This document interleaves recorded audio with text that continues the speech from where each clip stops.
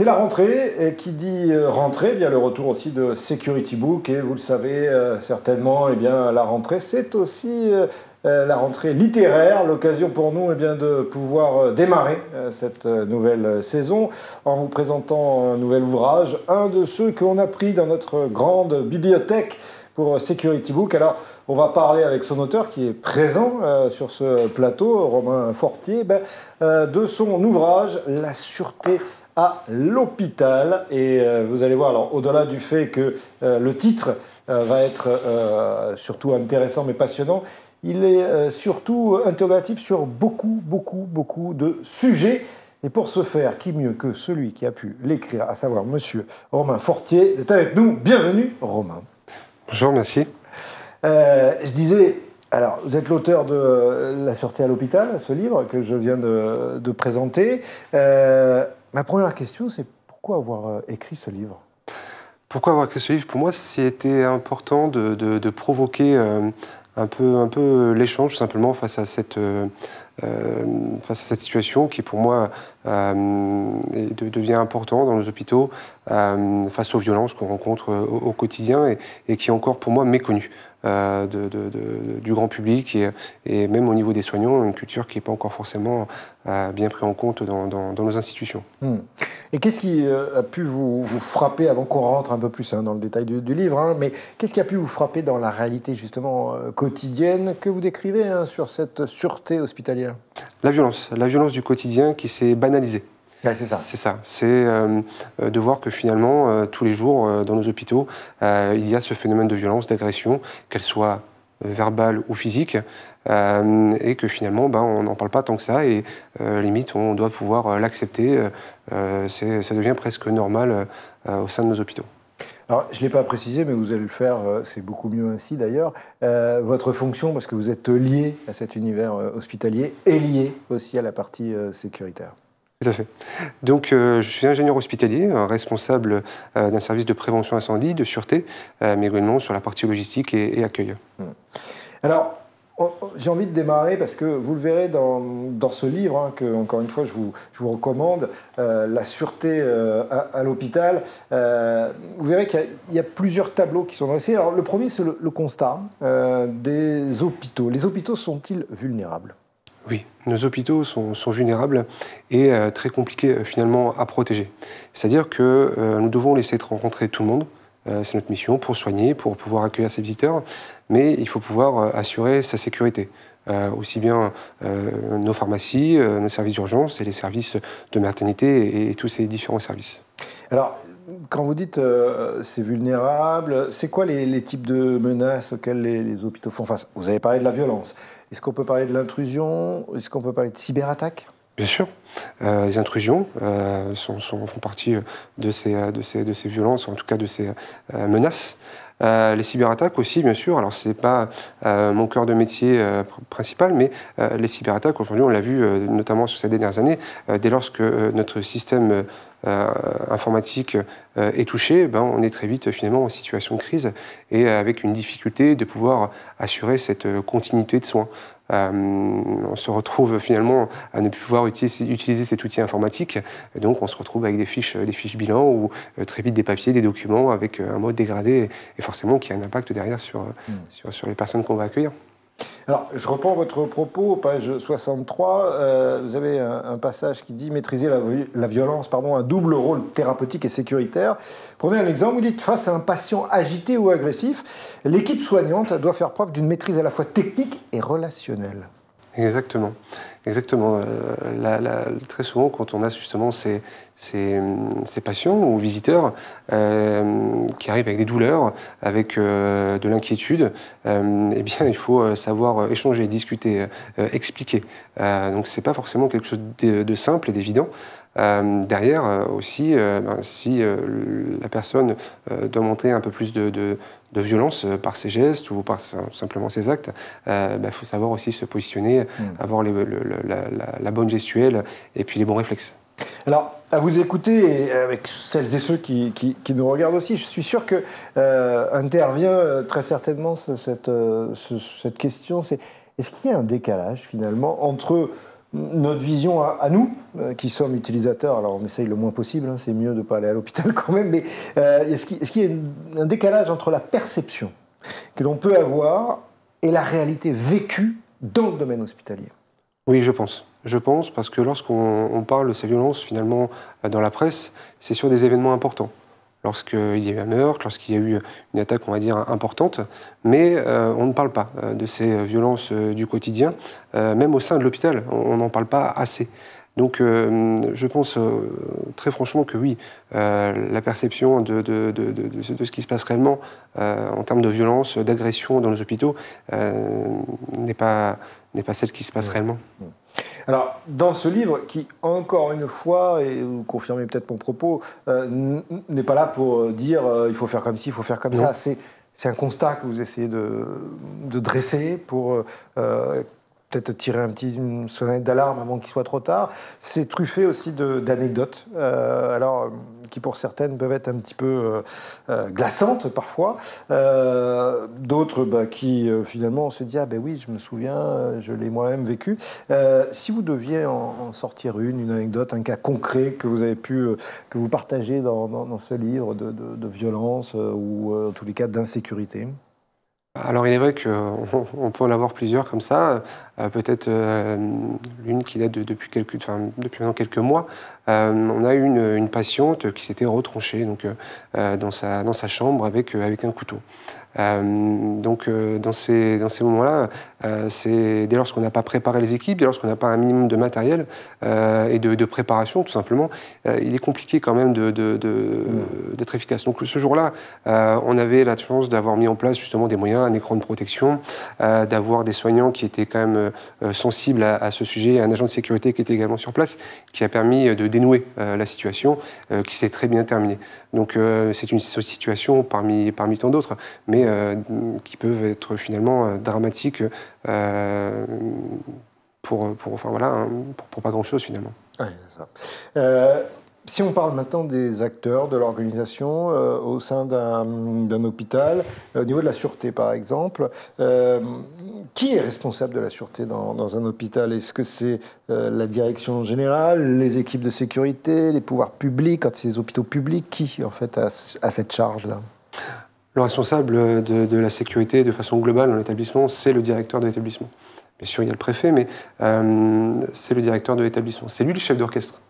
C'est lui qui va, avec sa volonté, animer un petit peu tout ça. Derrière, forcément, il n'a pas que la sécurité et la sûreté à gérer. Il faut qu'il puisse se reposer auprès d'adjoints ou de son responsable de sécurité et de ses équipes de sécurité.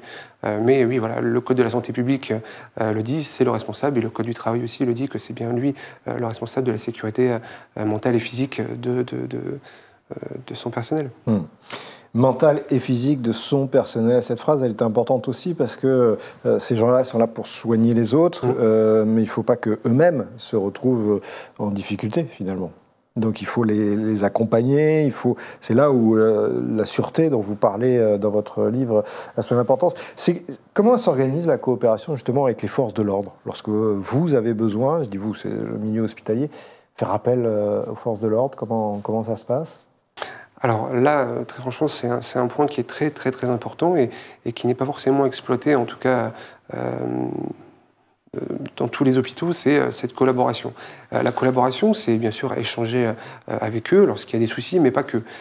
C'est mettre en place des exercices, mettre en place des documents, leur présenter notre hôpital, leur présenter notre mode de fonctionnement, et puis que eux puissent aussi d'ailleurs nous présenter leur méthode de travail et de ce dont ils ont besoin. Nous, on fait partie du maillon de cette chaîne de secours s'il y a un souci. Les forces de l'ordre vont avoir besoin d'informations, que ce soit des images, que ce soit des accès, que ce soit des plans, et avoir le bon message, les bonnes informations. Donc ça, c'est notre rôle. Eux, c'est d'intervenir face à ces violences, notamment quand ça commence à prendre un degré assez important. Mais voilà, c'est un échange qui va être fait au quotidien. Au-delà de l'intervention, il y a aussi le dépôt de plainte. De pouvoir échanger avec eux, d'être accueillis au sein du commissariat, peut-être d'avoir une facilité pour pouvoir déposer plainte, c'est très important, et vice-versa. Pareil, quand eux viennent avec un détenu ou une personne qui est en garde à vue, leur faciliter aussi cette venue pour que on puisse aussi les libérer assez rapidement et qu'ils puissent retourner sur la voie publique. Alors, ce que vous évoquez, vous en parlez, la page 55 de votre livre, vous dites il y a un autre pilier, c'est le signalement systématique des incidents. Et vous allez vous préciser, vous dites trop de micro-agressions restent aujourd'hui passées sous silence alors qu'elles minent le moral des soignants et constituent souvent les prémices de violences plus graves. Quand on parle de micro-agressions, ça peut être quoi? Ça peut être verbal, par exemple, c'est quelqu'un qui a le sentiment d'attendre depuis trop longtemps pour lui ou pour la personne qui l'accompagne. Ça, c'est une agression? Bien sûr. Oui. C'est d'ailleurs souvent ces insultes, ces agressions verbales, ces cris qui ne sont pas signalés. Pour eux, pour certains soignants, c'est devenu la normalité de leur travail. Ça fait partie du banalisation de banalisation, exactement. Alors que non, il ne faut pas que ça le devienne. Il faut absolument signaler pour cet état des lieux. Enfin voilà, plus de 20 000 agressions en France en 2024. Je pense vraiment que ce chiffre est sous-estimé. On est bien plus haut que ça. Donc il faut le signaler, il faut aussi qu'on les accompagne. Il y a aussi la loi qui est sortie en juillet de cette année, 2025, où maintenant le directeur peut déposer plainte à la place du soignant, on peut les accompagner. Et je trouve que ça c'est intéressant, on doit pouvoir les accompagner, on doit pouvoir suivre, ça va permettre de comprendre que à l'hôpital, on ne fait pas ce qu'on veut. Il n'y a pas ce sentiment d'impunité. Et puis derrière, le soignant aussi, lui, va se sentir soutenu. Et ça, c'est très important. Mais c'est très souvent oublié. Donc il faut bien sûr accompagner et ne rien laisser passer. On doit être à l'écoute, on doit avoir de l'empathie, comprendre, mais il faut qu'on soit un peu plus ferme dans nos hôpitaux. est importante cette phrase-là que vous venez de prononcer. Il ne doit pas y avoir d'impunité à l'hôpital. L'hôpital, c'est pas, quelque part à vous entendre, ce n'est pas un endroit où on a tous les droits. On y vient pour exposer un problème que l'on peut avoir, quel que soit son caractère. Mais derrière, ce sont les acteurs de l'hôpital qui prennent après l'ensemble des charges, je dirais. Et il ne doit pas y avoir d'impunité. C'est-à-dire qu'on ne doit pas arriver en disant je veux ci, il faudrait ça, c'est dans les 10 minutes, etc. etc. quoi. Non. Il faut qu'on puisse prendre en charge de la meilleure des façons les visiteurs, les soignants, mais ça ne donne pas tous les droits. Aujourd'hui, on accueille diverses personnes pour une urgence plus ou moins grave, mais ça ne leur donne pas le droit d'être violent, que ce soit dans les insultes, que ce soit dans les dégradations ou autre. Ça ne fait pas partie... on ne doit pas être d'accord là-dessus, on doit vraiment avoir ce sentiment d'impunité. Ils ne doivent pas avoir ce sentiment d'impunité. La sûreté à l'hôpital, cette institution à protéger à tout prix, écrit par Romain Fortier. Donc vous partagez votre expérience, votre vision stratégique pour anticiper notamment les risques qu'on a un petit peu balayés là. Dedans, vous émettez aussi peut-être un petit peu de recommandations ou d'améliorations. Ce serait quoi si vous deviez comme ça extraire quelques éléments de recommandations par rapport à tout ce que vous avez pu balayer, comme je l'ai dit, mais vivre aussi? Bien sûr. Il faut acculturer nos hôpitaux à cette violence qui est présente. C'est-à-dire qu'il faut former. Dire que justement la violence existe, attention, ça peut vous arriver, pour pas se retrouver devant un effet de sidération. C'est-à-dire que dès lors que justement ça commence un petit peu à monter en pression, le fait d'avoir des patients formés sur la position, sur les bons mots à utiliser, derrière on évitera certainement des problèmes.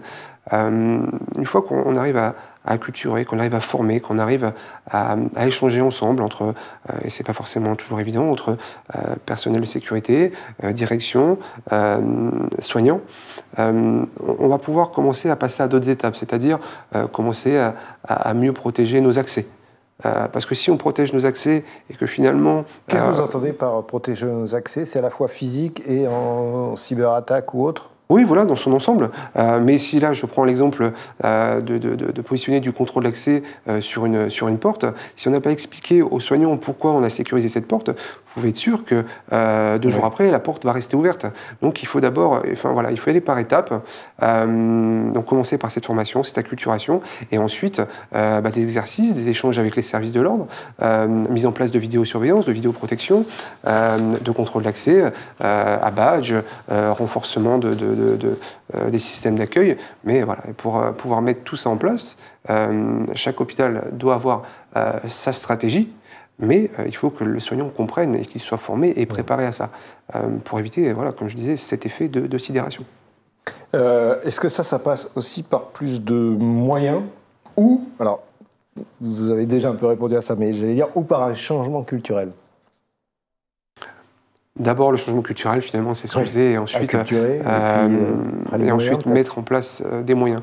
Mais être vraiment dans l'action du quotidien, et non pas être dans la réaction. Pas attendre qu'il y ait un événement pour ensuite mettre rapidement des choses en place, parce qu'on fera mal et ça coûtera cher. Vaut mieux être dans l'action du quotidien et de pouvoir avoir le temps, j'ai envie de dire, de mettre tout ça en place pour être efficace le jour J. Et on parle souvent d'argent, oui, forcément, il y a un aspect financier, mais dans notre organisation, dans la mise en place de messages d'alerte, de communication, il y aura déjà un gros travail de fait.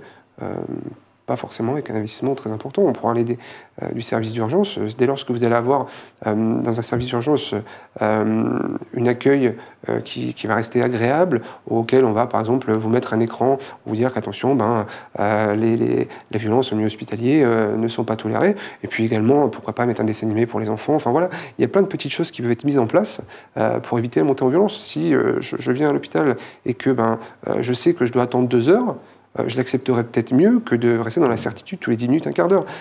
Il faut vraiment avoir une vision, une stratégie, et par des choses des fois qui sont très simples, mais qui restent très efficaces. Je rebondis là à ce que vous dites par rapport aux enfants, parce que je suis sûr que celles et ceux-là qui nous regardent ont vécu ça. Quand on va avec un enfant, alors bien sûr en bas âge, parce qu'après, plus ils grandissent, plus on arrive à les raisonner, mais cette histoire de dessin animé, effectivement, c'est de pouvoir faire patienter en fait l'enfant qui lui de toute manière pouvait lui expliquer s'il a 3 ou 4 ans bon il n'y a pas ça c'est des choses qui sont facilement assez facilement qu'on peut mettre en place finalement. Oui, très clairement, c'est assez simple à mettre en place. Ce n'est pas juste mettre du contrôle d'accès et de la vidéo. Il y a plein de petits tips à avoir, que ce soit même dans nos services de maternité. Il faut aussi penser à ce risque-là, le risque d'enlèvement, etc. Mais en tout cas, il faut savoir échanger, discuter. Quel moyen je peux mettre dans mon hôpital qui ne sera pas forcément le meilleur dans un autre, mais voilà, l'exemple au cas du dessin animé, de mettre des jeux, d'avoir de quoi se restaurer. Ce sont des choses qui sont simples, des besoins essentiels, mais qui peuvent, je pense, faire la différence. Oui, parce que vous en parlez aussi dans la sûreté à l'hôpital, là, sur cet ouvrage. Il y a les malades, c'est-à-dire ceux qui viennent, et puis il y a les accompagnants. Oui. Et cela, il faut aussi, et on peut tous se retrouver dans ce rôle-là un jour, il faut aussi s'en occuper. Vous parlez de la restauration tout à l'heure, mais ça a son importance. C'est-à-dire quand on ne sait pas combien de temps, parce qu'il y a un moment donné, le malade est pris en charge, mais vous ne pouvez plus, si en plus il est adulte, franchir une certaine barrière, donc vous êtes dans l'attente. Donc effectivement, il y a aussi cette partie-là, parce qu'il faut arriver à essayer de faire redescendre la tension d'abord, qui est pour celui qui accompagne. Ce que vous essayez de démontrer, c'est aussi ça, c'est qu'il y a cette interaction commune. Bien sûr, il n'y a pas que le patient qu'on doit accueillir, il y a aussi les familles, et on doit aussi pouvoir les accueillir, alors bien sûr de façon différente, mais on doit pouvoir les accueillir, leur expliquer, pourquoi pas avoir aussi des médiateurs, c'est des choses qui fonctionnent très bien. Pour ça qu'on doit aussi d'ailleurs former nos agents de sécurité. Un agent de sécurité dans un centre hospitalier a une fonction qui est quand même un peu différente. Il doit avoir cette empathie, de savoir échanger, discuter, expliquer, comprendre dans quel milieu il évolue. D'ailleurs, le HSP, donc l'École des hautes études de la santé publique, avec l'Association des chargés de sécurité des établissements de soins et l'Éducation nationale, sont en train de mettre en place une formation justement qui sera dédiée aux agents de sécurité et aux responsables de sécurité, même aux responsables de sécurité qui sont déjà en place. Parce que c'est vrai que la sûreté, c'est aussi quelque chose d'un peu nouveau pour certains responsables de sécurité dans nos établissements. On comprend aussi que finalement les soignants, au sens large du terme, toutes conditions réunies, peuvent eux-mêmes avoir un rôle à jouer dans cette sûreté au sein de l'hôpital. Oui, ils ont un rôle à jouer. Comme je disais, encore une fois, je me répète un petit peu, mais c'est dans leur façon d'aborder les patients, la façon dont ils travaillent avec l'agent de sécurité, notamment avec des patients. Je peux donner des exemples en santé mentale. Certaines situations, il est préférable que ce soit l'agent de sécurité qui le traite. Pourquoi ? Bien, tout simplement, dès lors que vous avez une tension avec un patient, l'idée, c'est que derrière, le soignant, finalement, c'est lui qui lui donne à manger, c'est lui qui lui apporte ses médicaments, ou il y a un traitement. Donc, il faut qu'il garde ce lien de confiance. Donc, pourquoi pas plutôt mettre l'agent de sécurité, qui, on va dire, va avoir ce rôle de méchant, mais quand je dis méchant, va fixer les règles. Représentant de l'ordre. Bien sûr, et va dire, mais non, là, on ne tolère pas ça, il faut arrêter, de façon assez ferme. Donc, peut-être pas apprécié, ce qui peut être compréhensible, mais c'est lui qui a eu ce problème. Mais finalement, il risque de le voir une fois ou deux, pas plus. Par contre, la relation du soignant, elle continue. Donc, il vaut mieux garder ce côté agréable avec les soignants quand c'est possible. Et voilà, l'agent de sécurité aura peut-être un autre rôle, mais ce qui permettra finalement qu'il n'y ait pas de débordement et que ça n'aille pas plus loin. Est-ce que vous avez une vision par rapport aux pays qui nous entourent, qui peuvent fonctionner un peu différemment? Est-ce qu'on aurait des choses qu'on pourrait essayer d'aller capter? Oui, alors j'ai eu la chance dans le cadre d'un voyage d'aller au Canada, notamment à Toronto. Et il est vrai, lorsque je me baladais en famille, je vois devant ce centre hospitalier un pick-up avec 2 policiers. Ça questionne, donc j'ai eu l'occasion d'échanger un petit peu avec eux, et ça fait partie de leur protocole. C'est-à-dire que dès lors qu'ils ont fait leur analyse situationnelle, qui a nécessité justement d'avoir une sécurité, on va dire, un peu plus importante, eh bien voilà, il y a un policier référent, une patrouille à certaines heures qui reste présent. Au niveau de leur technologie, ils ont des choses qui sont vraiment intéressantes, qui peut détecter à certaines heures des armes. Alors la technicité exactement, je la connais pas, c'est certainement dû à une concentration de métaux qui fait que, mais ils ont des outils qui permettent, très intéressants, qui permettent de détecter des armes. Ils ont un comité éthique qui se réunit régulièrement avec l'officier de police référent, le corps médical, la direction, pour faire un point, pour échanger. Aussi bien, on va dire, l'officier de sécurité va donner un peu la sensibilité de ce qui se passe autour de l'hôpital, et puis vice-versa, nous allons donner un peu notre sensibilité, les problématiques rencontrées. Donc ça permet vraiment d'avoir un travail commun. Donc la culture est différente, donc ce serait encore... C'est pas encore évident de pouvoir de mettre toutes ces choses-là en place au sein de nos hôpitaux, mais on part pas de zéro. Il y a des choses qui sont quand même assez semblables, mais je crois que le système canadien est assez proche du nôtre finalement, et ont des résultats sur finalement toutes ces mises en place, quoi. Pour conclure, si vous deviez résumer en une phrase ou un mot ou une anecdote, une histoire, quelque chose, par rapport à l'urgence de ce sujet, vous diriez quoi?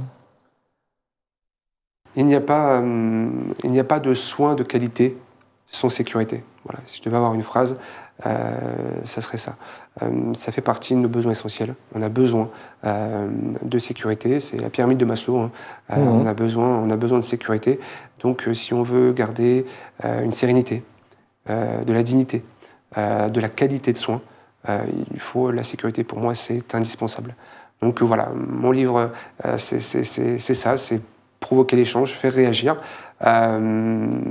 apporter de l'information à nos décideurs, pour qu'on puisse assurer cette mission de soins. En tous les cas, cette mission de soins, vous la décrivez bien dans ce livre, La sûreté à l'hôpital. C'est un vrai coup de cœur. D'abord pour plusieurs raisons, parce qu'à l'intérieur, vous y trouverez, non pas encore une fois le pourquoi il faut faire ci ou ça, mais vraiment un constat, des choses que nous avons tous pu vivre. Et puis l'autre coup de cœur, il est aussi parce que vous êtes vous-même l'éditeur de ce livre. Alors, pour celles et ceux qui nous regardent, alors, vous allez pouvoir les regarder là, mais comment on fait du coup pour pouvoir acquérir ce livre, puisque vous en êtes l'éditeur? Tout à fait. Tout simplement sur Amazon, La sûreté à l'hôpital de Romain Fortier, et vous trouverez assez facilement cet ouvrage si vous souhaitez le commander, et avec plaisir d'échanger. Je suis aussi sur LinkedIn, donc je serai avec plaisir d'échanger s'il y a des questions à ce sujet.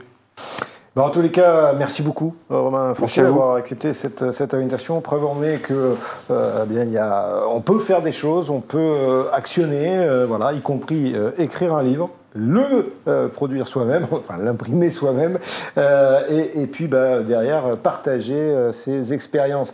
Merci d'avoir été l'invité dans Security Book pour la news sécurité. On se retrouve très bientôt dans cette bibliothèque. Ne vous inquiétez pas, il y aura encore d'autres livres. On vous prépare ça avec la rédaction d'A News Sécurité pour le groupe Agora Manager Group. À très vite.